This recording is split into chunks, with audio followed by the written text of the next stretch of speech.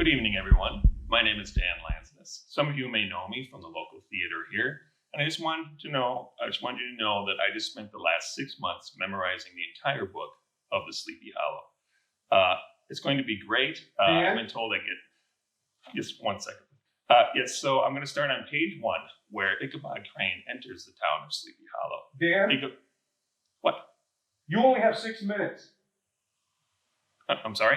You only have 6 minutes. It's down in front of you. Read the paper.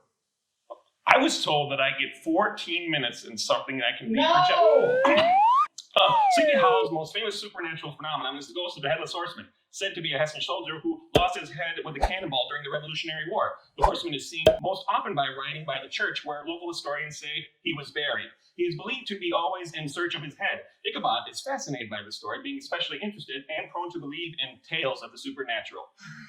Ichabod is a strict teacher, but not a cruel one, doling out his punishment of the rod only to those who can handle it. Ichabod makes almost no money, and it is customary in the village for the farmers whose sons he teaches to feed and board him in rotation. Along with this, Ichabod makes some extra money teaching singing lessons. He prides himself greatly on his magnificent voice.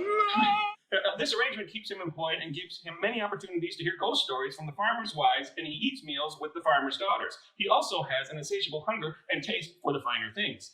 Katrina Van Tassel, a beautiful young woman of 18, is one of Ichabod's students. Scandal! She is also the only child of Baltus Van Tassel, one of the more successful farmers in the area. Ichabod is quickly taken in by her flirtatious charm, but it is when he first visits her father's abundant farm that he considers himself truly in love with her, or at least her likely inheritance. He quickly sets out to win her hand in marriage by coming to the Van Tassel's farm frequently to woo her. Ichabod is not alone in his attentions to Katrina, however. Her beauty, charm, and wealth have entranced many of the other men in the village, especially the formidable Brom Van Brunt, also known as Brom Bones. Brom turns to his next best skill, pranks. He fills the schoolhouse with smoke, trains a dog to follow Ichabod around howling, and sets many other pranks to frustrate and humiliate Ichabod. One day, a messenger comes to the schoolhouse to invite Ichabod to a party at the Van Tassels. At this party, he apparently finds himself the best man in the house, and when the party is over, he stays behind. For some reason, however, Katrina disappoints him, and Ichabod leaves crestfallen. He finds the path home dark and eerily quiet. He tries to keep himself from getting too scared, but soon after he is past the possibly haunted Major Andre's tree, he sees a large dark figure looming nearby.